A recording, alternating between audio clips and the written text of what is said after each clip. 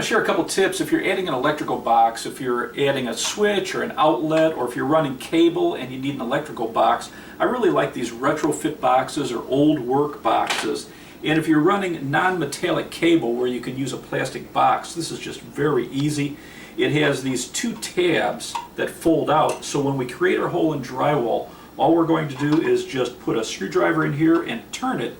It's going to fold out that tab and then tighten down to catch the drywall between these tabs on the front and this tab in back.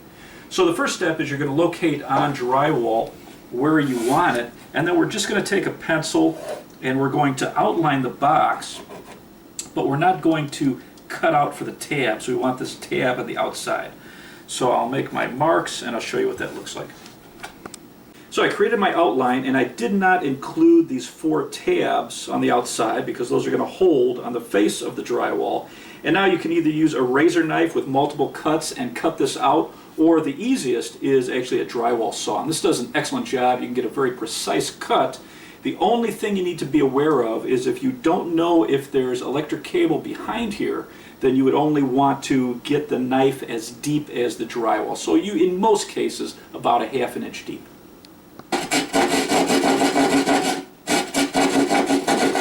So you can see with the drywall saw, you get a really nice exact cut.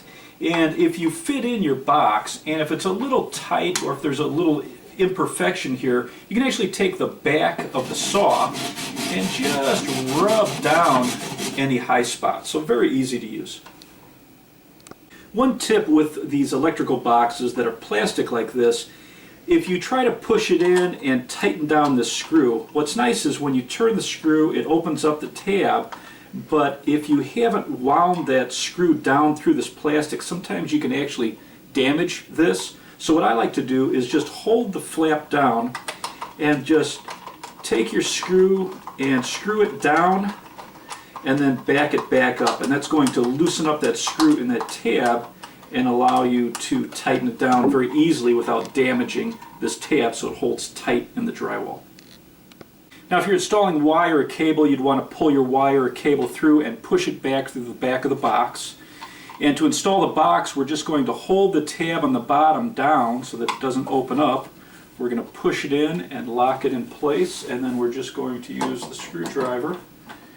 And as we turn it, that flap stands up, and then we'll just snug it up. And then do the same on the bottom.